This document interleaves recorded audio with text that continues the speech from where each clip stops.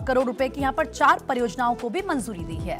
अब आगे बढ़ेंगे, बात करेंगे मालेगांव ब्लास्ट केस में बड़ा फैसला हुआ है। मालेगांव बम धमाका, सभी 7 आरोपी बरी। 17 साल के बाद मालेगांव धमाके के आरोपी बरी हुए हैं। एनआईए कोर्ट ने साध्वी प्रज्ञा समेत सभी को बरी कर दिया है। मृतकों के परिजनों को 2-2 लाख देने के भी आदेश हैं। जो घायल हैं 50-50 हजार रुपए देने के आदेश हैं। दरअसल यहां पर कोर्ट की तरफ से यह साफ कहा गया कि आतंकवाद का कोई धर्म नहीं होता, सिर्फ धारणा पर सजा नहीं दे सकते।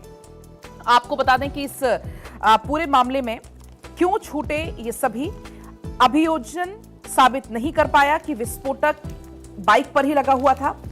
आपको बता दें कि यह भी साबित नहीं हुआ कि जो बाइक थी वो साध्वी प्रज्ञा की थी।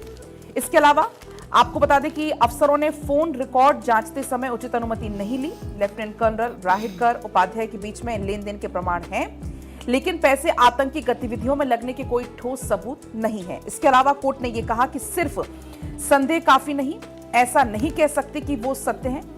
दोषी ठहराने का ठोस आधार नहीं मिला। देखिए, तमाम अखबारों में भी इसका जिक्र है प्रीति कि किस तरह से 6 लोगों की इसमें जान चली गई थी, 100 से ज्यादा लोग घायल हो गए थे। 2008 का ये पूरा मामला था और 17 साल बाद ये फैसला आता है। लेकिन देखिए, कोर्ट ने कहा कि बाइक प्रज्ञा की थी और पुरोहित आरडीएक्स लाए, ये साबित नहीं हुआ। अब देखिए, इसमें क्या आरोप लगाए थे उसका भी जिक्र कर लेते हैं। 7 आरोपियों पर यूएपीए और भारतीय दंड संहिता और इसी के साथ सशस्त्र अधिनियम के तहत आतंकी कृत्य अंजाम देने का आरोप था।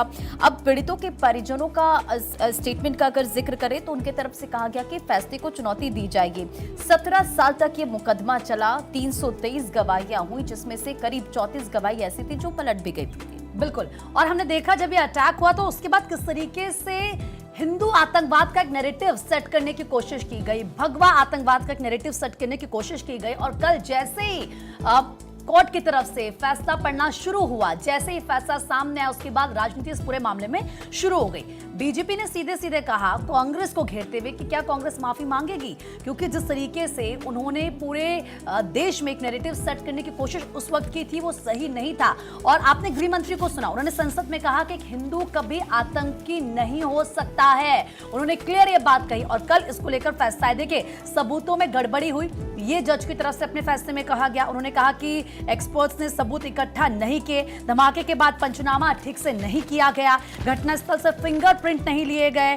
और इसके अलावा जो सबसे बड़ी बात जो कही जा रही थी कि जिस बाइक पर बम लगाया गया था वो बाइक साध्वी प्रज्ञा के नाम पर थी, लेकिन ये साफ कह दिया गया कि ये बाइक उनकी नहीं थी, उनके नाम पर नहीं थी। और इसमें एक और बड़ी बात जो कही जा रही थी पहले कि इस पूरी जब ये धमाका हुआ उससे पहले बैठक हुई थी, साजिश इसको लेकर रची गई थी, लेकिन इस बात के भी कोई सबूत नहीं मिले।